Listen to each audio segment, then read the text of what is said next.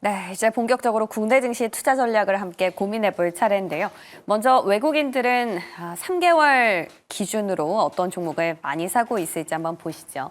1위에는 오늘도 SK하이닉스가 올라와 있습니다. 트럼프 대통령 차와 반도체 관세 한 달 뒤 또는 더 일찍 발표할 수도 있다라고 어제 밝혔었는데요.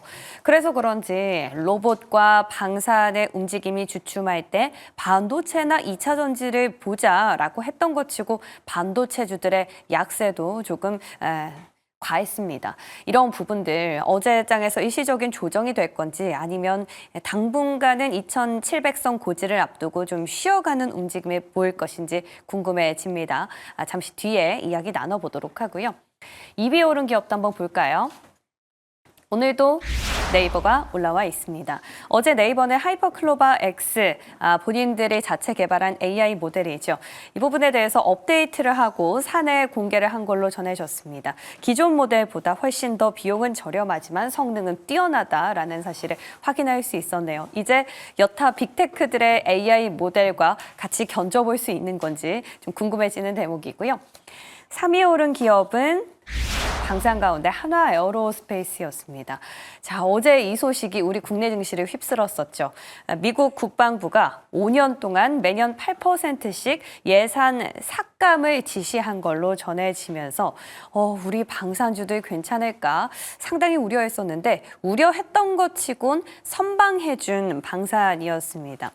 이유를 봤더니 우리나라 무기는 사실상 미국으로 수출되는 비중보다 중동, 유럽, 여타 동남아 국가들의 타깃으로 판로를 확대할 상황이라서 타격이 그리 크지는 않을 것이다라는 분석이었는데요.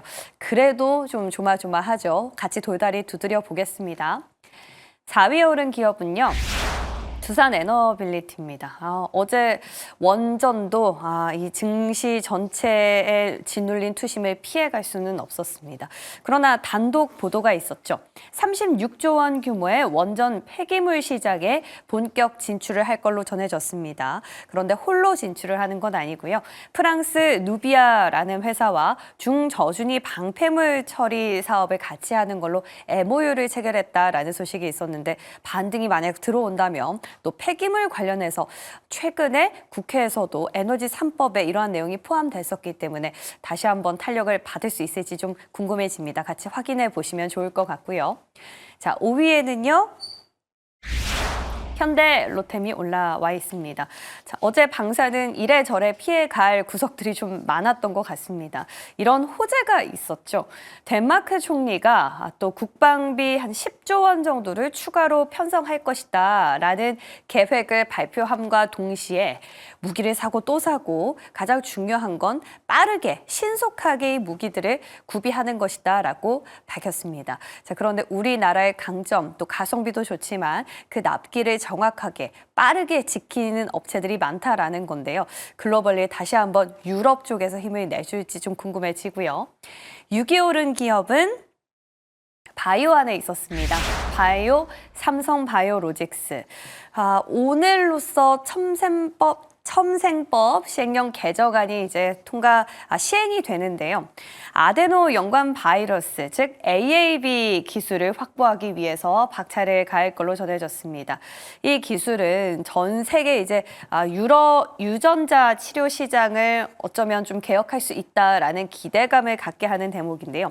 이 유전자 치료 시장이 연평균 한 20%씩 성장해서 앞으로 10년 내에는 50조 원까지 달할 걸로 전망이 되고 있습니다. 첨생법과 직접적인 수혜가 있는지 혹시 그게 아니라면 직접적인 수혜를 받을 수 있는 기업은 무엇인지 잠시 뒤에 같이 추려가 보도록 할게요. 마지막 7위에 오른 기업은 LIG 넥스원. 큰 움직임은 없었습니다. 다만 방산 4사의 경우에는 외국인 매수도 끊이지 않았다라는 사실은 우리 어쩌면 좀 기억을 해볼 만하지 않나라는 생각이 드는데요. 특히 LIG 넥스원의 경우에는 4거래일 연속 외국인의 매수가 들어왔다라는 점 같이 기억하시면 좋겠습니다. 자, 그러면 또 한 주를 마무리하는 금요일장인데요. 오늘과 함께 다음 주는 우리가 어디에 힘을 실어봐야 할지 이분께 도움 말씀 얻어보겠습니다. IM증권 이화진 과장 함께합니다. 어서 오십시오. 안녕하세요. 반갑습니다. 우리 국내 증시가 상승 랠리를 멈추고 어제장에서는 좀 쉬어가는 움직임을 보였습니다. 이것이 하루 그저 숨 고르기라고 생각하기에는 낙폭이 꽤나 컸다라는 투자자분들도 많이 계신데 과장님은 어떻게 보셨어요?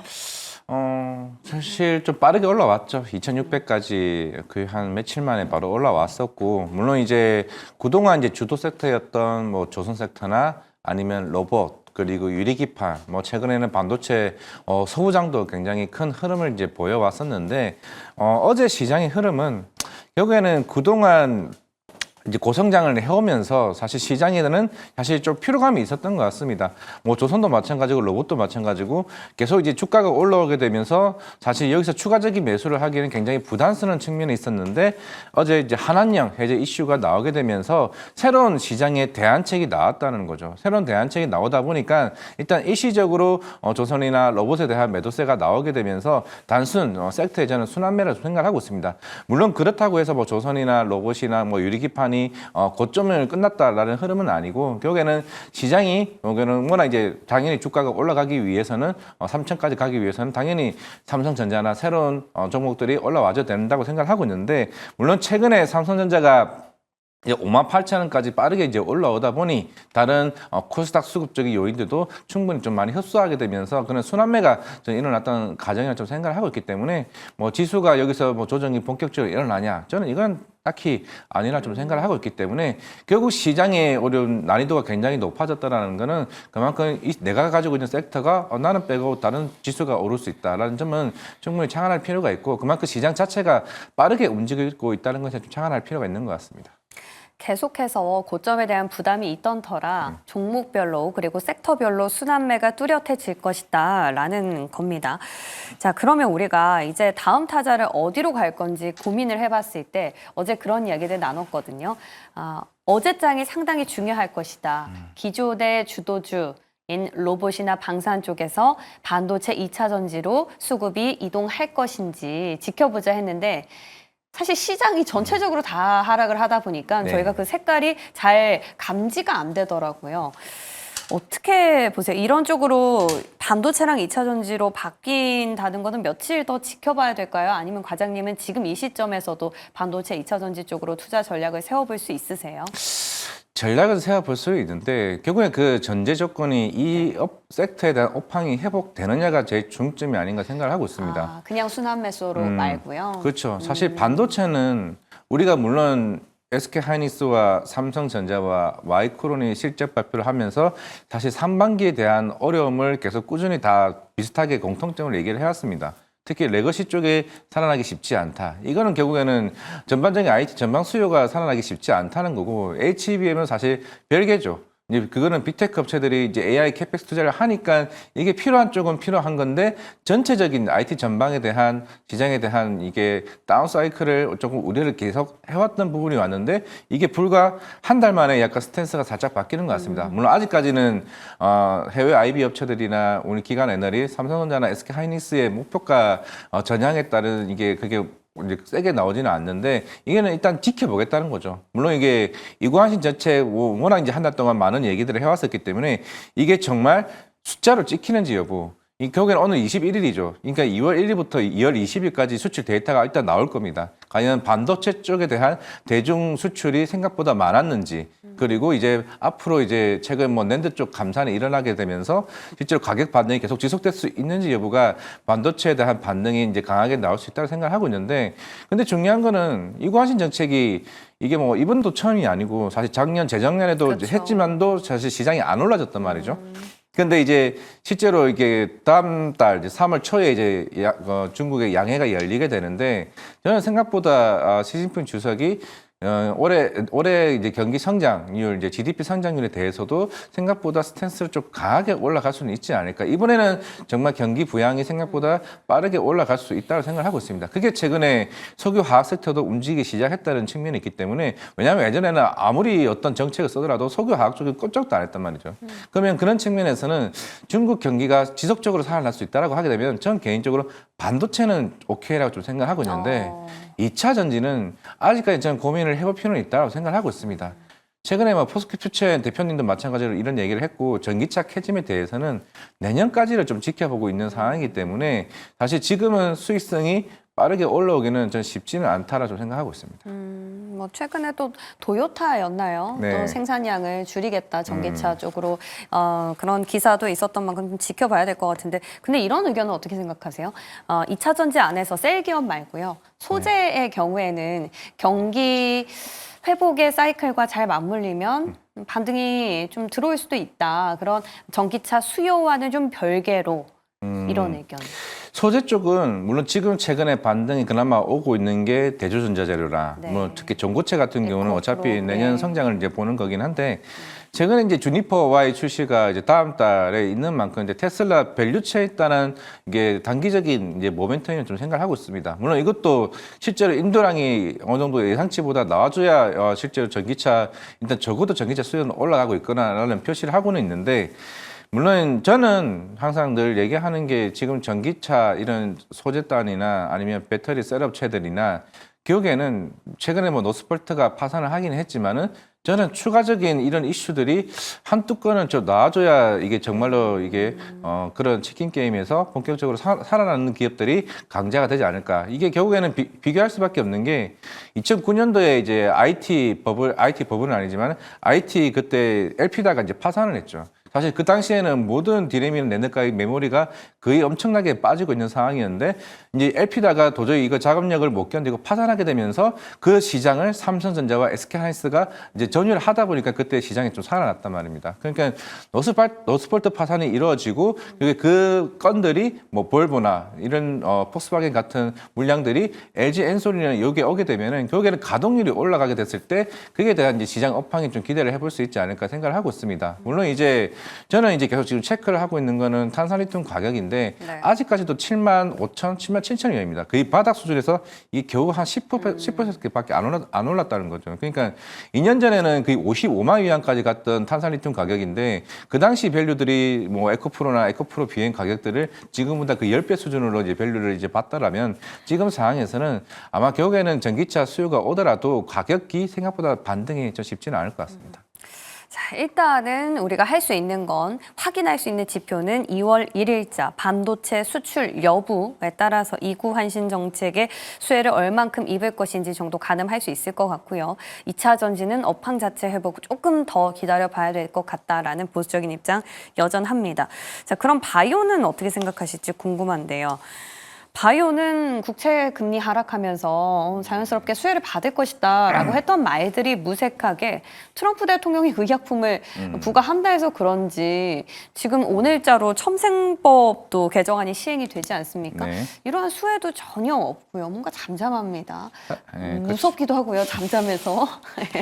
사실 뭐 이제 천세법 이제 관련해서 대부분이 줄기세포주들을 좀 얘기를 할 수밖에 없는 거고 뭐 녹십자 이런 네, 기업이요. 뭐 노십자나 차바이오텍이나 뭐 네. 바이오솔루션이나 뭐 메디포스트 같은 이런 회사들이 있는데 사실 물론 천생법이 이루어지게 되면서 이제 임상에 대한 속도들이나 이제 규정에 대한 부분들이 사실 해제가 되면서 이 상용화에 따른 이제 흐름이 있긴 하지만은 결국 아직까지는 뭐 제 개인적인 생각이긴 합니다만은 뭔가 보여준 게 일단은 없다는 거죠. 사실 뭐 늘 항상 이제 앵커님도 얘기를 해왔다시피 바이오 플랫폼, 바이오테크 섹터들은 실제로 글로벌 기술 이전 계약도 해왔었고 임상 데이터도 이제 본격적으로 임상 3탄까지 갔던 데이터들이 수많이 나와 있고 항상 뭐 바이오 USA나 아니면 JP모건 헬스케어나 이제 4월달에 있을 아마케에서도 이제는 우리나라 기업들이 초대까지 받을 수 있는 환경까지 왔다는 겁니다. 그만큼 이거는 생각보다 시장에서 앞서 나가 있고 이제 아까 의약품 이제 관세를 얘기를 해줬었는데 이거는 확실히 타격을 입을 수는 있다고 생각을 하고 있습니다. 물론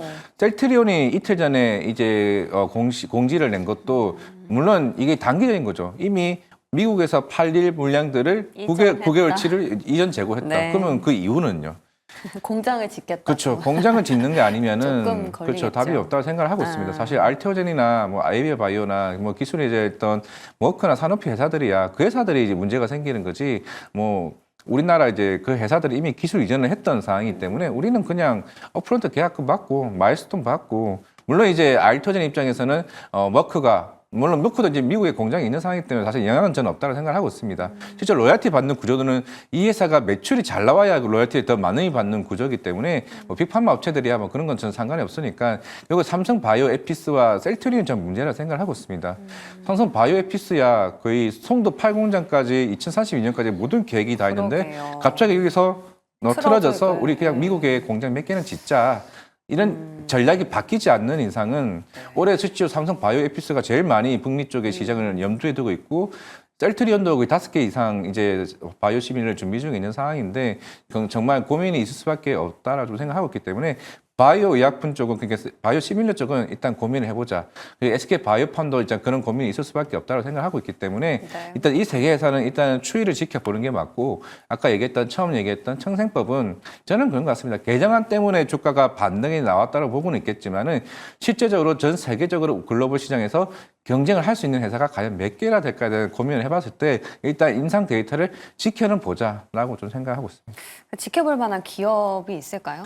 일단은 뭐 메디포스트나 뭐 바이오솔루션 그리고 메디포스트도 조만간 아마 인상 데이터가 결과가 나온다고 좀 얘기는 들었는데 엊그저께 왜 이렇게 급락했죠? 일단은 그 당시는 저도 아마 그때 ABF 바이오가 빠지게 되면서 같이. 바이오 투심 자체가 그때 뭐 브로노이도 그때 한 8% 정도 빠졌었고 그쵸. 아마 예. 전체적인 흐름이 좀 깨지지 않았을까 생각을 하고 있는데 저는 물론 이제 뭐 메디포스트나 이게 바이오 솔루션을 조금 그나마 좀 탑픽을 본다라고 하고는 있지만은 아직까지는 사실 바이오 중에서 뭐 고를래요라고 이제 앵커님 저한테 물어보게 되면 또 똑같이 알토닌 얘기할 거고 ABF 바이오 3만 원대 오면은 전 그게 시장의 모멘텀이 더 많다라고 생각하고 있기 때문에 일단은 줄기세포주는 조금은 지켜보자라는 의견입니다. 그러니까 어떠한 실체가 있는 기업들 가운데서 라이센스 아웃에 대한 기대감까지 가져볼 수 있는 기업으로 알테오젠과 ABL 바이오를 관심주로 꼽아주셨습니다. 다만 첨생법 관련해서는 이슈가 있으니까 오늘 한번 지켜보시고요. 자, 이제 다음 주제로 넘어가 보겠습니다. 국방비, 미국의 국방비 삭감 우려에 대한 부분들. 자, 일단 골자는요, 뭐 많이들 아시겠지만 미국 국방부 장관이 앞으로 5년 동안 매년 8%씩 국방 예산을 삭감할 수 있는 계획을 마련하라고 지시한 걸로 전해지면서 네. 한 차례 파장이 있었습니다. 근데 제가 이 기사를 계속 다시 한번 봤거든요. 네.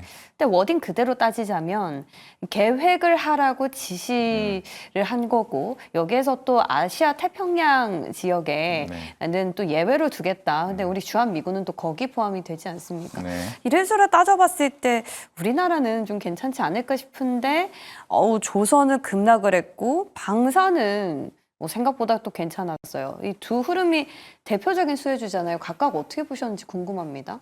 방사는 영향 없습니다. 북미 쪽에 수출하는 기업이 없으니까. 아예 없어요. 예, 아예 없습니다. 그나마 LG 넥슨이 네. 지금 이제 컬 테스트 정도 있는 상황이지 우리나라는 대부분 유럽 국가에 있는 거고 네. 지금 국방비를 지금 8,500억 달러에서 5년 뒤에는 거의 5,600억 달러 줄이겠다는 겁니다. 그런데 그 빈 공간을 누구한테 혜택을 받느냐? 예. 유럽입니다.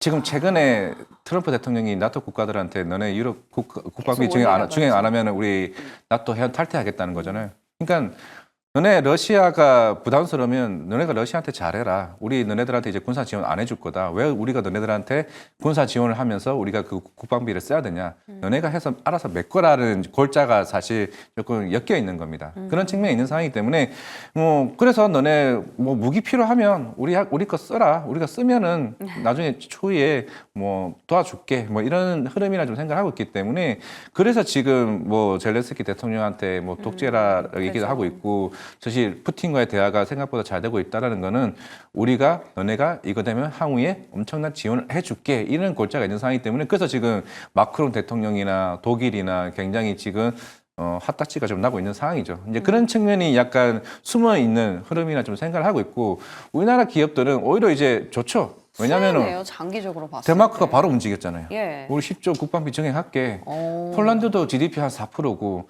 독일도 사실 여력은 없긴 하겠지만은 일단은 국방비 증액을 할 여력이 지금 생길 수밖에 없는 상황입니다.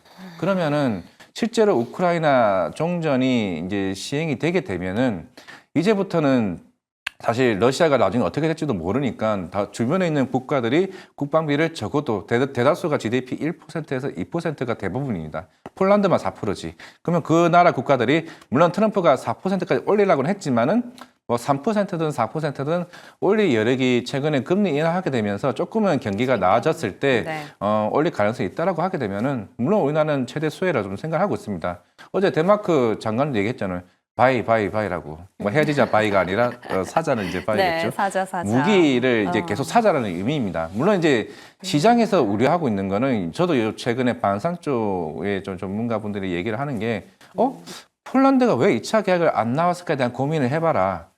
결국에는 이제 폴란드도 작년에 우리나라 K2 전차를 안 사고 F-35를 샀단 말이죠.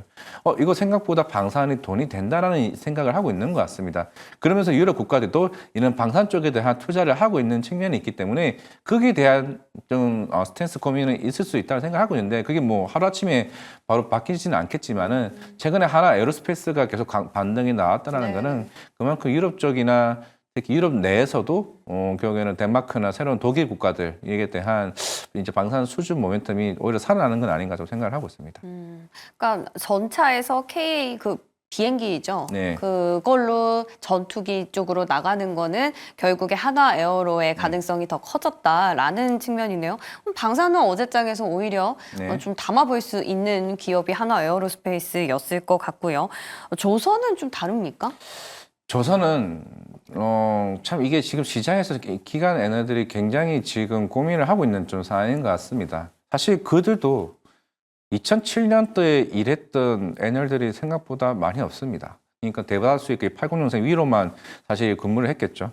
물론 이제 워낙 이제 그동안 실적에 대한 베이스, 특히 하나오션도 사실 올해 거의 7천억, 8천억에 대한 영업이익이 기대감이 있는 상황이고, 물론 전년도가 한 1,100억에서 1,200억 정도 사이에 이제 실적이 나왔지만은 당연히 오히려 저성과 물량들이 다 나왔기 때문에 올해 실적이 좋아질 수 있는데, 이게 주가가 이렇게 워낙 단기적으로 오른 적이 없다 보니까 시장에 대해서 이 밸류에이션에 대해서 굉장히 고민이 많은 좀 시기라고 생각을 하고 있습니다. 그러면은 저는 개인적으로 여기서 향후에 조선 섹터가 반등을 하기 위해서는 어떠한 모멘텀이 나와야 됐을 때 저는 이건 아직까지 시장에 반영이 안 됐다고 생각해요. 그게 뭐냐면은 잠수정 사업입니다.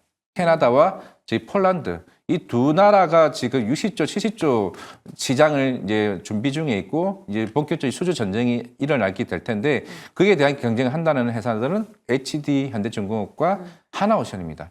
물론 시장에 고민이 있죠. 조선소는 캐펙스 투자가 안 되잖아요. 그렇죠? 안 되죠. 왜냐하면 울산 공장이 조선소가 있는데 우리 수주가 많으니까 우리 조선소 더 늘려보자. 이거는 환경적인 의미가 굉장히 크기 때문에 국토 환경부 허락도 떨어져야 되죠. 글로벌 경제 이게 전 세계 쪽에 이런 승인도 떨어져야 됩니다. 그래서 우리가 마냥 2차 전지나 반도체처럼 우리 공장 증설할래 이게 안 되는 상황이기 때문에 캐펙스는 한정되어 있는데 수주가 들어와도 이 수주가 이게 뭐 걔네들이 2040년, 42년까지 기다려 주겠냐는 거죠. 그렇죠. 그러면 당연히 중고 성과가 쭉 올라가겠죠. 그러면 그때는 사실 해운주가 혜택이지 조선주가 혜택은 아닙니다. 그런 상황이기 때문에 이 애널리스트에 대한 고민들이 그러면 신조선가 지수가 189에서 200 넘을까? 그것도 또 아니나 좀 고민이 있기 때문에 이 밸류에이션을 좀 높게 잡기가 쉽지는 않다는 측면에서 어제 사실 이틀 전부터 그런 얘기가 나오기 시작을 했어요. 네. 그게 어제 엔터주가 나오게 되면서 에이 일단 던져라는 의미라 좀 생각을 하고 있기 때문에 물론 저도 조선주는 여기서 빠지면은 아까 얘기했던 새로운 모멘텀이 부각이 되면은 다시 한번 반등은 나올 수 있는데 그게 시기가 언제냐 좀 고민이지 제가 봤을 때는 조금은 당장의 조선주를 담는 거는 일단은 예. 지켜보는 전략으로 가야 된다 생각하고 있습니다. 와, 조선에 대해서 저희가 들은, 그러니까 저희랑 얘기 나눈 출연자 중에서 조금은 다른 의견이 나온 게 이번이 처음이 아닐까라는 생각이 듭니다. 그럼 가장 이거는 어떻게 보세요? 어제 단독 기사 기사인데 미국이 우리나라한테 알래스카산 가스를 좀 우리나라 좀 사달라. 그리고 앞으로 이런 천연가스를 개발하는 사업에 있어서도 참여를 해달라라는 보도가 있었어요. 저녁 10시쯤에 나온 건데 이거는 LNG 쪽으로 생각해보면 좀 다를 수 있는 내용 아닐까요? 그렇죠. 다를 수 있는 건데 지금 당장에 또 그건 아니고 물론 이제 이게 LNG 수요가 올라온다고 해서 아까 얘기했잖아요. 결국 캐펙스 문제잖아요. 그러니까 이미 우리나라 대부분 조선사들은 2028년까지 수주 잔고가 다 꽉 차 있습니다. 지금 선주사들이 우리한테 주문하게 되면 너네 한 3년 정도 기다려야 되는데 보통 건조 기간 자체가 2년 반에서 3년이긴 합니다만은 아직 카타르 에너지 2022년에 받은 물량이 아직 제대로 나가지도 않았습니다. 이제 올해부터 나가니까 이게 이제 실적에 대한 기대감이 더 커지는 거고, 이게 1차 받았죠, 2차 받았죠. 합쳐서 두 개 한 100척입니다.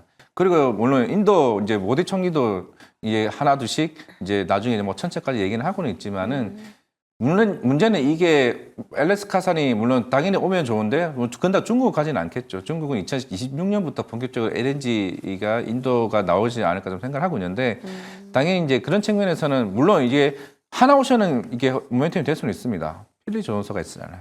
필리 조선소가 있기 때문에 예. 여기서 이제 건조를 바로 하면 되는 되니까 거죠. 그런 측면에서는 하나오션은 그나마 주가가 왜 아까 이 얘기했던 것도 모든 시장에 대한 사실 최근에 뭐 대장주로서의 움직이는 효과가 그런 측면이 있지 않을까 생각을 하고 있습니다. 좋습니다. 조선은 이래저래 그 고점에 대한 부담을 뚫고 가기에는 실질적인 모멘텀 우리가 좀 고려를 해봐야 될 때다라는 말씀이었고요. 방사는 그나마 한화 쪽을 지켜보자라는 얘기로 정리하겠습니다. 저희 시청자 댓글 잠깐 한번 보고 갈게요. 루즈님 요즘 자주 등장하십니다. 미국은 우리 방산 제품 쓰지도 않는데 우리 방사는 미국 나토 탈퇴 유럽향을 기대한다. 말레이시아, 미국 줄이면 오히려 호재가 아닌가라는 의견, 같은 의견이시죠? 아까 그죠? 아까 네, 얘기했던 그 정리하셨던. 골자가 다 네. 그런 의미라 좋습니다. 우리 생각하고 있습니다. 루즈님이 정리를 잘해주신 것 같아요. 네, 이렇게 해서 저희 국방비 삭감에 대한 피해와 수혜주를 한번 가려봤고요. 이번에는 중국으로 좀 가보겠습니다. 중국이 심상치가 않아요. 앞서 저희가 반도체에 대한 이야기 할 때도 중국이 이제 빠지지 않고요. 뭐 우주, 항공, AI 양자에서 모두 빠지지 않는 중국입니다. 어제 이 한한령 해제에 대한 기대감은 사실 모 언론사의 이제 단독 기사였는데 애널리스트가요.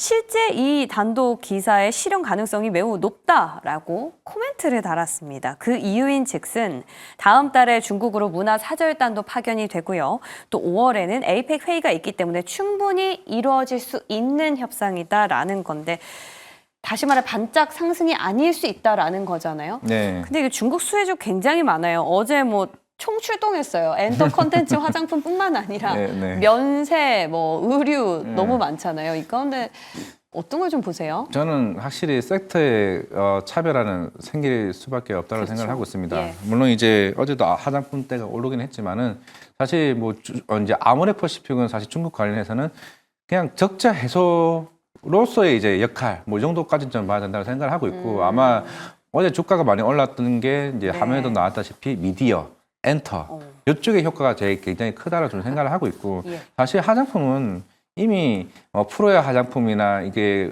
이미 로컬 코스메틱 회사들 이미 우리가 코로나 때 그 오랫동안 3년 동안 쉬게 되면서 중국도 많은 기술력들이 쌓아 올라왔고 뭐 특히나 이제 진입 장벽이 낮은 이제 있는 업체들 같은 경우는 충분히 그 시장을 점유를 해왔기 때문에 아모레퍼시픽과 그 LG 생활건강이 잡아왔던 그 점유율 자체를 전부 다 이제 프로야가 다 가져갔습니다. 근데 그 시장이 실제로 들어온다 한들 대부분 이제 가격 경쟁력에서 사실 좀 약해질 수밖에 없는 상황이기 때문에 항상 그 아모레퍼시픽은 항상 늘 얘기합니다. 실적 발표에서 우리 재고 언제만큼 빨리 해소 재고 적자가 빨리 흑자로 돌아서느냐라는 정도지 여기서 매출이 엄청나게 많이 올라간다. 뭐 그 정도 수준은 좀 아니라고 생각하고 있고 네. 결국에는 엔터사들 입장에서는 당연히 사이즈가 달라지죠. 예전 같았으면은 당연히 일본 시장이 굉장히 커지고 있고 2020년 이후에 중국 같은 경우는 지금 콘서트 가격 하나만으로도 30만 원 이상 올라갑니다. 중국이 그 나라에서 콘서트 가격이 올라왔죠. 피가 올라왔는데 심지어 Q마저도 일본 시장을 거의 따라잡을 정도로 굉장히 많이 커진 상황이기 때문에 우리는 이제 추정을 해볼 수가 있는 게 물론 중국에서 이제 팝업 스토어는 계속 꾸준히 열립니다. 뭐 세븐틴이나 아니면은 에스파나 하지만 어제 하이브가 생각보다 안 올랐던 이유는 세븐틴이 조만간 군대를 가는 거기 때문에 거기에 대한 이제 모멘텀이 약해지는 거고 여기 이제 YG나 이제 SM이나 이제 JYP가 문제였던 거는 새로운 이제 신인들이 하나 둘씩 데뷔를 하고 있고 제일 중요한 거는 블랙핑크 완전체가 이제 복귀를 하기 때문에 이 월드 투어를 하게 되면서 중국 콘서트 하게 되면은 사실 중국 콘서트 얘기했을 때 모든 엔터사들에 대한 밸류에 대한 추정치가 20% 이상 이제 높게 보고 있습니다. 상향 조정하는 부분이 있는 상황이기 때문에 그럼 기존의 이 실적에 대한 사이즈 성장에서 이제 콘서트까지 합치게 되었을 때 거의 HBM 이것만으로도 40% 성장인데 거의 맞먹는 수준까지 올라갈 수 있다는 거죠. 엔터에 대해서. 네. 그러면 시장에 대해서 기관 쪽에서 보이는 뷰가 충분히 좀 달라질 수 있다고 생각하고 있습니다. 좋습니다. 그래서 탑픽은 YG 엔터로 주셨고요. 차별화가 되는 만큼 엔터 컨텐츠 그리고 화장품 순으로 뭐 여러 가지 많지만 조금 추려 주셨으니까 한번 참고해 보시면 좋겠습니다. 자, 끝으로 이제 투자 전략 오늘장과 그리고 다음 주 어떤 식으로 세워봐야 될지가 고민이 됩니다. 다음 주 빅 이벤트라 하면 엔비디아 실적이 될 것 같은데 그 전까지는 좀 눈치를 봐야 되겠습니까? 아니 뭐 눈치는 안 다 봐도 될 것 봤어요? 같은 게 이미 예. 최근에 이제 테슬라 그로스3가 나오게 되면서 이미 자기네들도 H100 100만 장에 대해서 이제 계획을 세워놨던 만큼 그럼 당연히 메타 람마 이제 4.0도 마찬가지고 GPT 4.5도 아마 조만간 출시가 될 겁니다. 그럼 이 회사들이 디시크처럼 물론 저비용 고효화에 대한 흐름보다는 본격적으로 이제 캐pex 투자가 더 강하게 나올 수 있다는 측면이 있기 때문에 엔비디아 실적이 아무 안 좋게 나오다 할지라도 컨퍼런스 콜에서 저는 뷰 자체가 뒤바뀔 수는 있다고 생각하고 있습니다. 그러면 어느 쪽으로 다음 주는 볼까요? 저는 IT 쪽을 이제 HBM 쪽을 다시 보는 게 맞다고 생각하고 있고 유리기판이 잠시 쉬어가고 있는 상황이고 물론 레거시가 계속 꾸준히 좀 올라오고는 있지만은 결국에는 이제 HBM4나 이제 이쪽에 대한 이제 뭐 발열에 대한 이슈들이나 이런 이슈들이 충분히 좀 블랙의 공급이 본격적으로 나온다고 했을 때 결국 그 다음 타자가 마이크로소프트가 가장 큰 이제 고객사이기 때문에 이쪽에 대한 스탠스 자체가 이쪽으로 쏠릴 가능성이 굉장히 크다라고 생각하고 있습니다. 다음 주는 IT. 최근에 CXL, 소캠, 원체 새로운 것들이 많아서 이제 HBM도 마치 레거시처럼 느껴지는 때가 오네요. 저희 오늘장부터 다음 주 전략까지 같이 고민을 해봤습니다. 오늘 도움 말씀 주신 이화진 과장 여기서 인사드릴게요. 고맙습니다. 네, 감사합니다.